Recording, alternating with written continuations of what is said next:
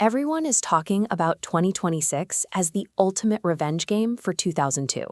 The media narrative is heavily focused on emotion. They look at this massive, deep French roster and frame them as an unstoppable armada taking on the ultimate underdogs. But if you are managing a fantasy roster or allocating capital, buying into that emotional storyline will wreck your budget. We have to look at the cold numbers. This split-screen terminal graphic tracks the public money. You can see the massive red spiking volume pouring in on France. But right next to it is the reality of Senegal's qualification metrics, a clean 0.3 goals conceded per game. Blindly throwing your resources behind overwhelming public momentum usually leads to one outcome. You hit an absolute wall. The real question you have to answer isn't who wins the match. It's figuring out exactly where you can find mathematical leverage between France's premium price tags and Senegal's suffocating efficiency. This quadrant evaluates every player, mapping cost on the horizontal against projected output on the vertical. The upper right is the premium floor, expensive, safe investments for guaranteed points. The upper left holds high ROI value, cheap assets ready to spike in production. We are going to push the four core tactical battles, goalkeepers, defense, midfield, and attack, through this exact lens. If you misallocate your top-tier funds here, your entire roster budget will collapse before the tournament even starts. Let's start at the back with the maximum tier budget required for France.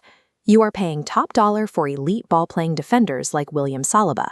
This plots the French backline firmly into the premium floor zone, offering guaranteed possession and a high probability of a clean sheet. But notice the trade-off. Securing these defensive points drains your available funds, leaving you thin when buying attackers. The alternative is spending almost nothing on Senegal's veteran defensive line, anchored by Kalidou Koulibaly. This next plot shows the mathematical advantage of Senegal's defense. They drop right into that high-value, low-cost quadrant. You gain cheap access to a unit mathematically proven to suppress goals within a rigid structure. But there is severe risk attached. If France scores in the first 20 minutes, Senegal has to abandon that low block. The moment they open up, this defensive investment is wiped out. So if you have the budget, France offers the safer floor. But if this match grinds to a scoreless stalemate, Senegal's backline is the vastly superior play. Moving into the midfield, France relies on Aurélien Tchouameni to dictate spatial awareness and control tempo. He will give you 50 to 60 completed passes every single match. It is remarkably predictable, but it completely lacks the explosive upside needed to win your week. Compare that to the Senegalese engine room. Pape Matar Sarr operates purely on kinetic energy, driving the ball with immediate forward launches. Senegal's entire system relies on intense friction. They aggressively hunt the ball in the middle of the pitch to trigger instant counterstrikes. That aggression generates massive leverage through defensive actions. The catch is the heavy toll it takes. You are taking on a serious risk of yellow card penalties and late-game fatigue. For standard scoring formats, paying a premium for the French midfield is a trap. Senegal's high-energy ball recovery gives value hunters a much sharper edge.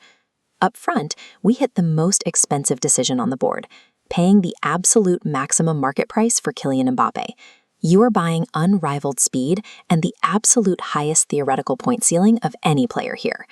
Mbappé sits in the extreme high-cost corner with a red warning indicator. To justify this price, he must break a statistically elite defense.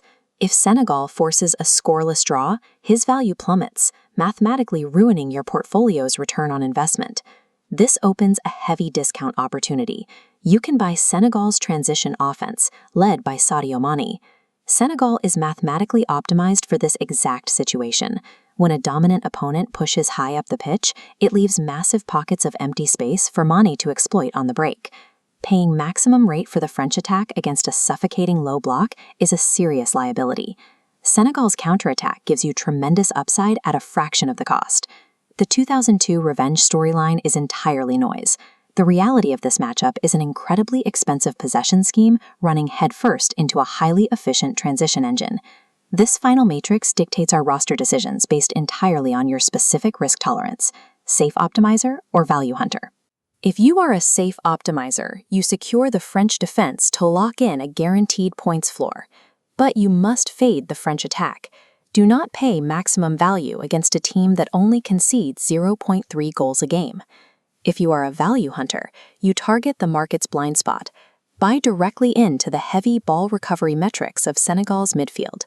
To succeed, you must ignore the emotional history. Allocate your capital exactly where the game script dictates and let the math do the work.